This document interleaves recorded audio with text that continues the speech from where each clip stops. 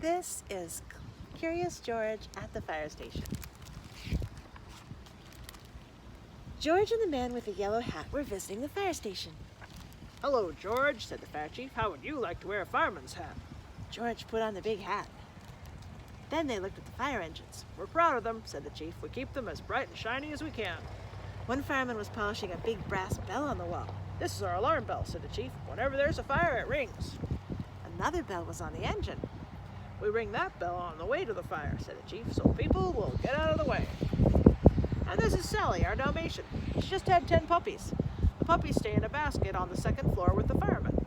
They all went up to the second floor. The puppies were in a straw basket by the wall. Yip, yip, yip, they barked. One tried to jump up and lick George's face. Near the basket was a big round hole with a pole in the middle. "When the alarm rings," said the chief, "the firemen slide down the pole to the fire engines below." "You may slide down if you want, George," said the chief. "But be careful," said the man with the yellow hat. George slid down the pole like a real fireman. Then he climbed onto the fire engine and sat behind the wheel. "Make way! Here comes George the fireman." George was curious. What would happen if he rang the bell? Clang, clang, clang went the bell. The firemen heard it and jumped out of bed. "Fire, fire, fire!" they shouted. Quickly they put on their uniforms and slid down the pole. It was a false alarm.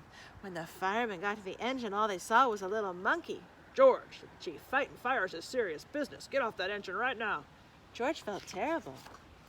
At that moment, they heard a dog bark. Sally was looking up to the top of the fire pole.